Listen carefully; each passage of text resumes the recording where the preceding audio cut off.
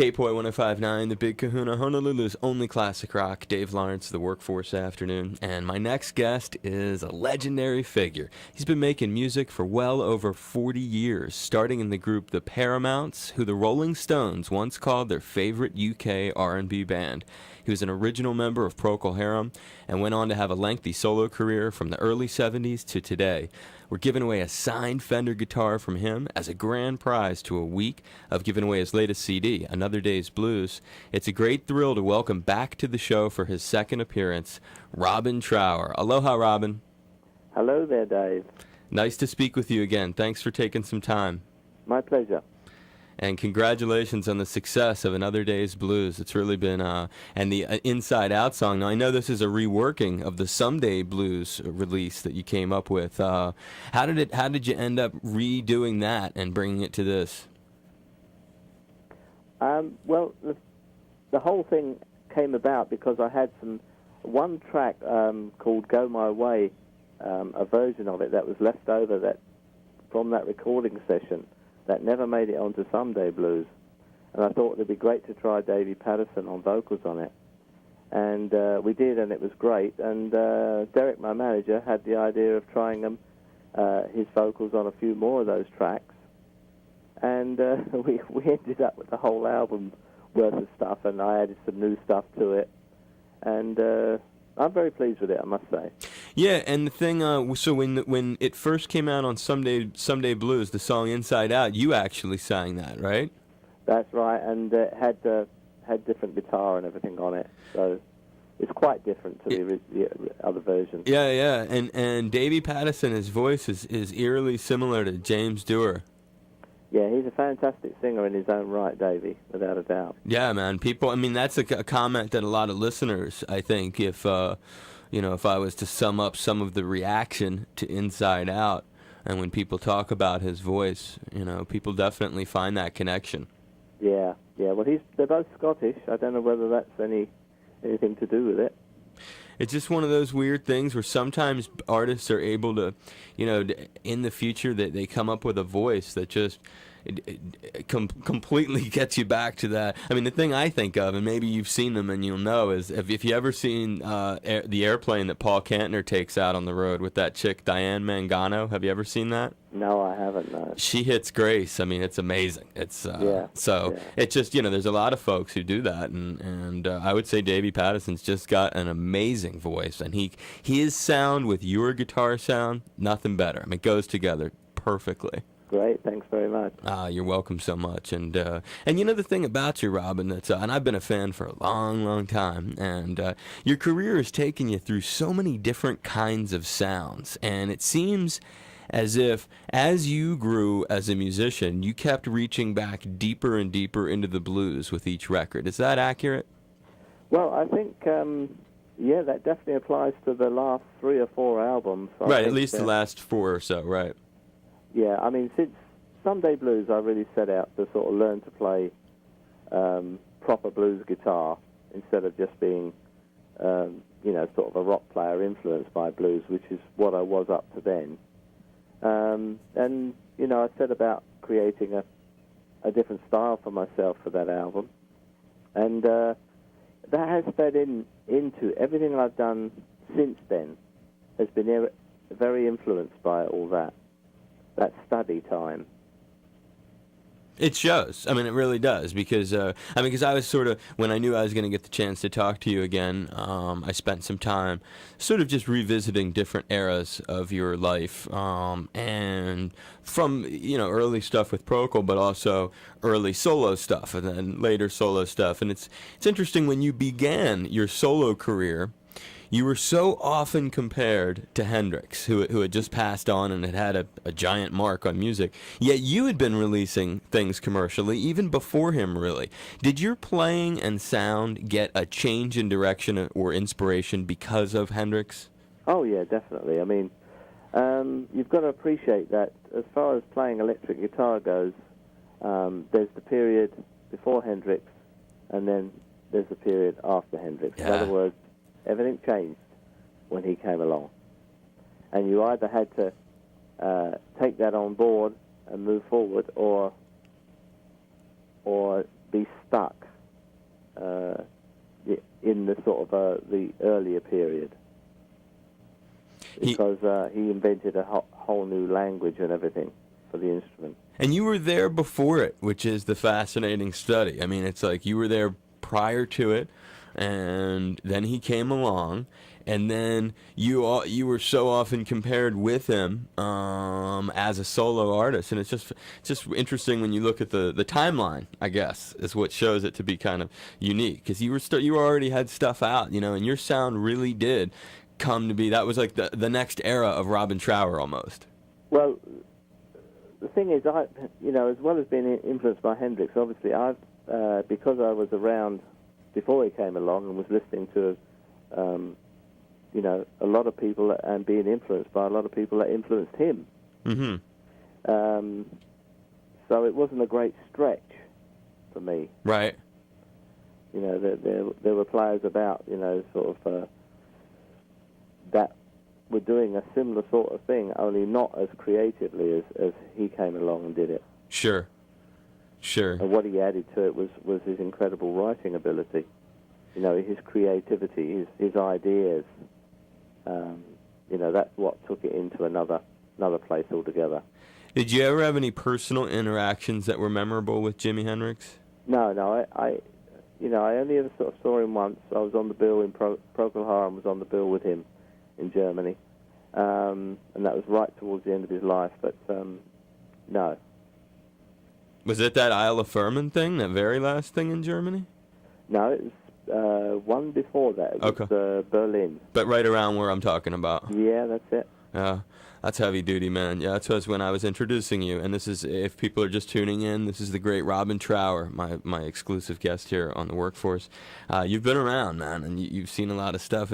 And one of the other, as I think about your direction of sound, and all week we've been giving away Robin's and Other Days Blues, and really exploring Robin through the years as a result of that. Something else that goes along with you, which I think you deserve a lot of credit for, because it's part of your package. Not only is the music from some of your earliest solo work really psychedelic, the album covers, Paul Olson's artwork, really, they're equally trippy. And I've been curious when you take a look at, Robin has a great website, robintrower.com, also trowerpower.com. With a lot of ways to keep in touch with him. But one of the things there is you can take a look at some of the album artwork. How much did you have to do with those, what I think are really period pieces? Well, the Paul Olson, Funky Paul stuff, usually I would give him the title of the album, and he would go away and drum something up, for in his own way of making a picture that sums up the title somehow, So that's what it was like. So you were like, all right, I'm doing this record. It's my first solo record. It's going to be called Twice Removed from Yesterday. That's it. And then he just went and he came back and was like, hey, take a look at this. That's right. Yeah, and it was perfect. Yes, it was. Absolutely perfect. Yeah. It was huge, dude. Those covers are so memorable, and then Bridge of Sighs. So then you were like, and just Bridge of Sighs. What a crazy. How did you come up with that name? Well, I had a song that I couldn't finish, and I knew it just needed a title, really, so that I could go on and finish it, the lyric and everything. And I was reading the sports pages in the newspaper. And there was a horse that was running that day called Bridge of Sighs. Oh, wow. And I thought, that's a great thing, Bridge of Sighs, That's I'll cool. see if I can use that. A horse running in a race. Yeah. A racehorse named Bridge of Sighs. Immediately I saw it, I thought of the bridge in Venice, but that's what brought it to mind.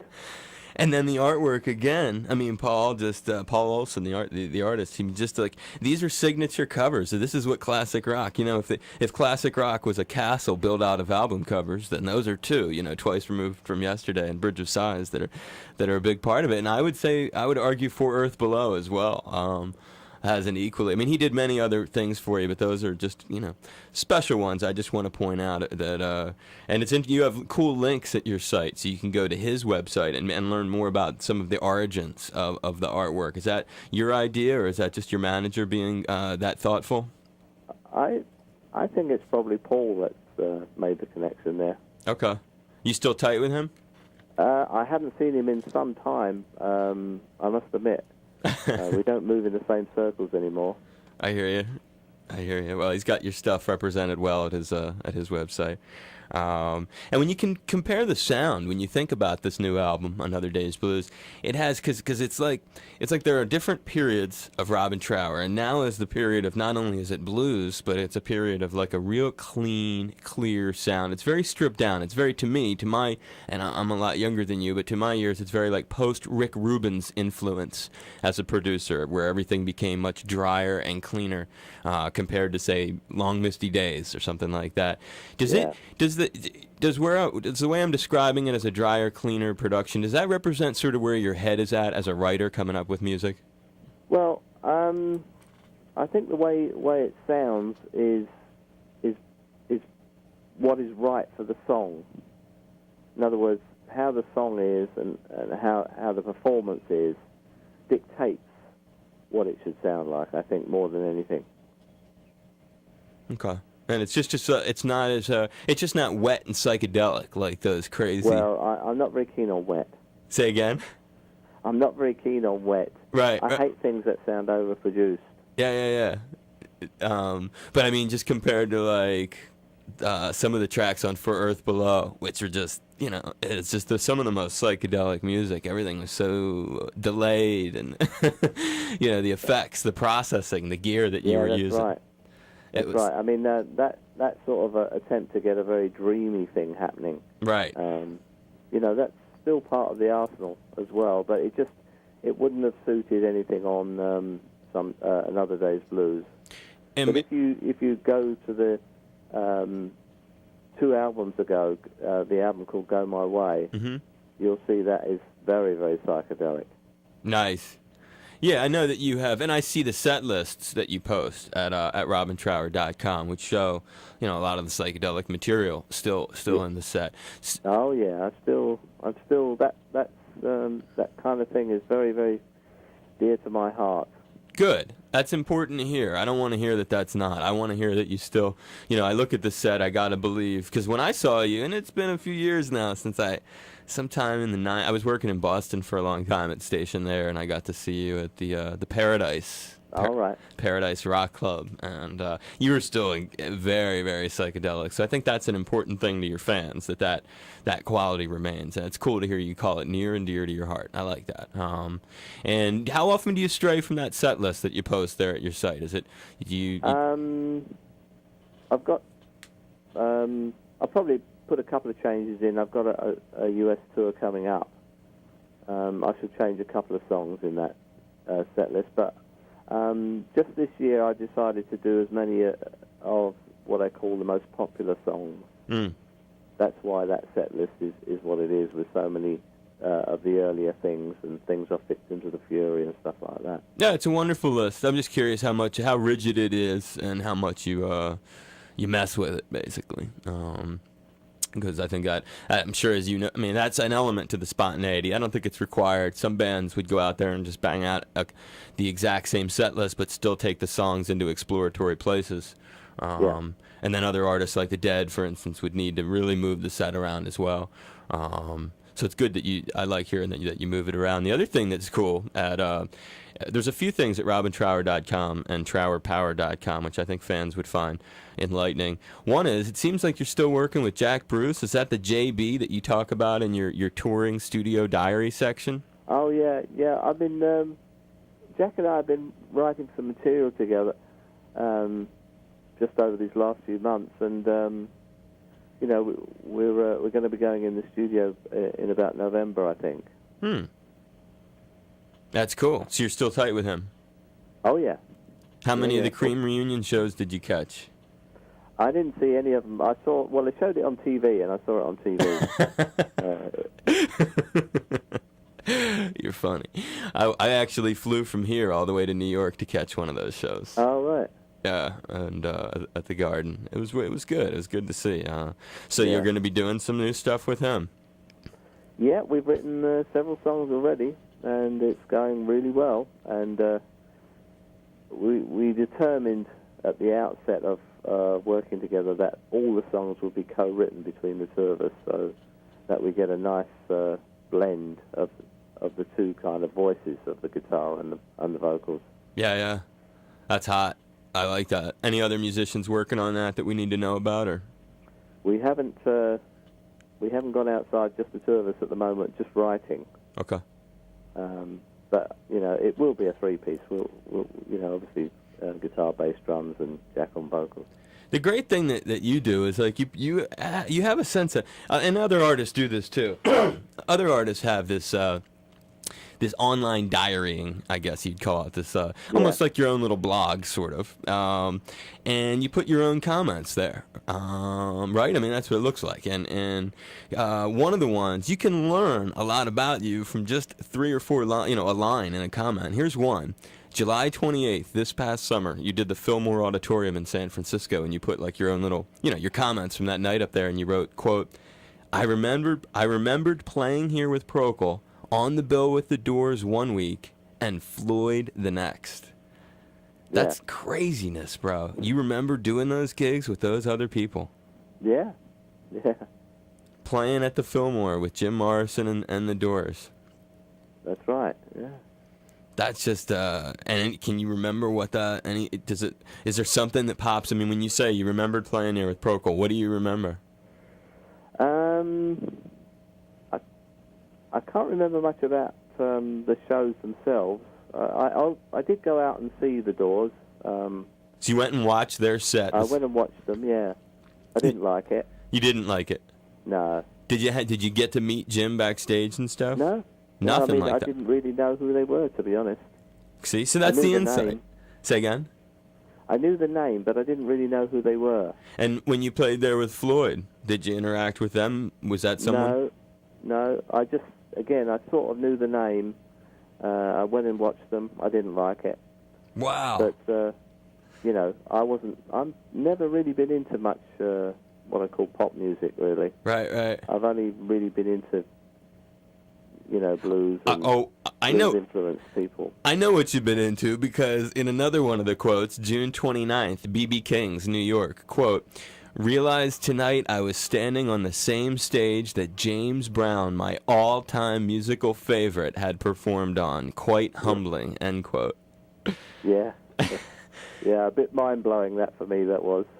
But just being at B.B. King's? Just obviously I probably played on other stages he's played on, but there was a photo of him on that stage in the dressing room, so you knew he had been there quite recently, and it's like, gulp. You love him. Oh, he's a giant to me. He is, one of my. Well, I mean, I think if I had to choose somebody I love above everybody else, it's him. He's one of my very favorites. Yeah. His James Brown live at the Apollo was like the Bible to me. Wow. When it first came out, I mean, I studied that record inside out. Were the Paramounts? Was that a guy that your band, the Paramounts, saw as like a major cat? Yeah, we used to do tons of his stuff. Did you stay into him in the later period, like through the 70s and stuff? Not so much. When it went more to the dance floor, as it were, I still loved it, but no, my favourite stuff is definitely the earlier stuff, but everything he does is great. Everything he does is great. It's because he is great. Yeah, he's the very essence, dude. I've interviewed him once on the phone. I've seen him. How many times have you seen him? I've seen him 3 times. I've only seen him a couple of times live, but the one time I saw him early on was in '65 when he was at his peak. Wow. And that was like the best show I've ever seen in my life. Where was that at? It was in London. I was just very lucky to see him. Oh, that's cool that you show the.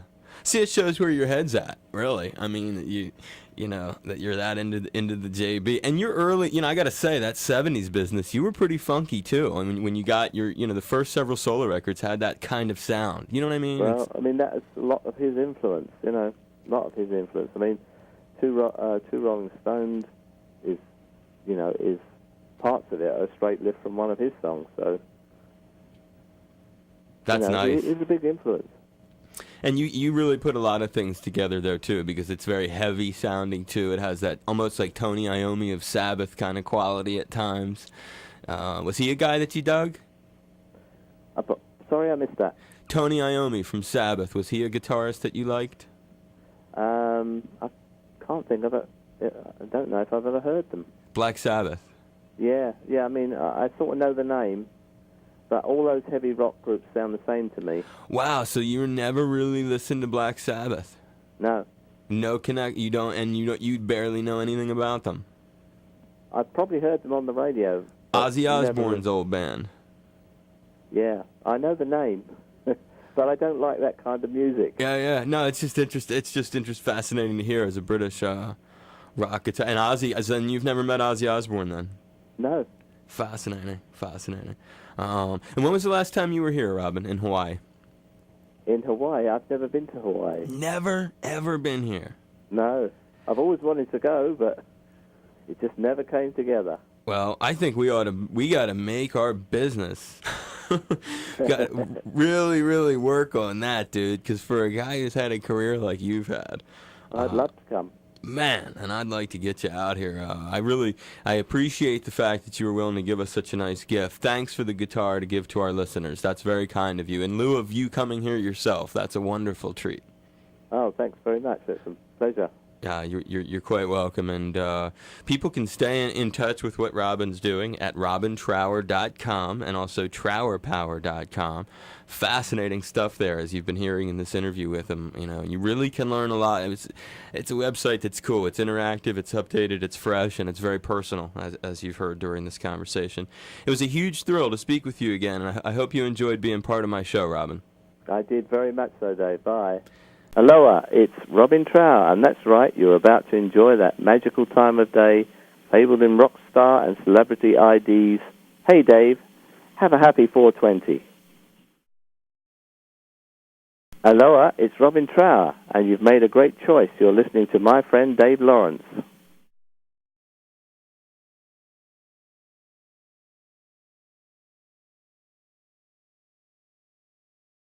Aloha, it's Robin Trower, and you're inside another workforce block with my buddy Dave Lawrence.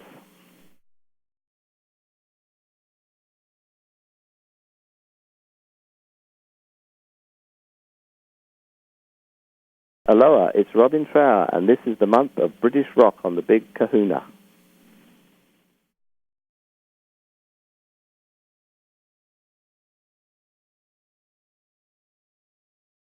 Hi, this is Robin Trower, and you're listening to Dave Lawrence, the man.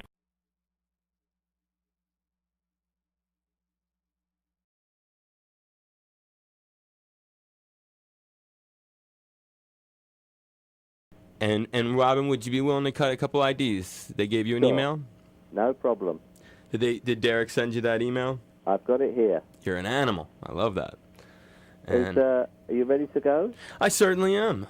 Okay, here we go. Here's the first one. Okay. Aloha, it's Robin Trower, and you're waking up to the one and only big man, Brother Ed Kanoy. Aloha, it's Robin Trower, and you've made a great choice. You're listening to my friend Dave Lawrence. Aloha, it's Robin Trower, and that's right, you're about to enjoy that magical time of day, labeled in rock star and celebrity IDs. Hey, Dave, have a happy 420. Aloha, it's Robin Trower, and you're inside another workforce block with my buddy Dave Lawrence. Aloha, it's Robin Trower, and this is the month of British rock on the Big Kahuna. That's it, huh? That's a lot. You're a good man. I appreciate it, Robin. Okay, Dave. Thank you so much, brother. Nice talking to you. Yeah, nice talking to you too, and we'll talk to you again soon, I hope. Bye-bye now. Be well, aloha. Bye-bye.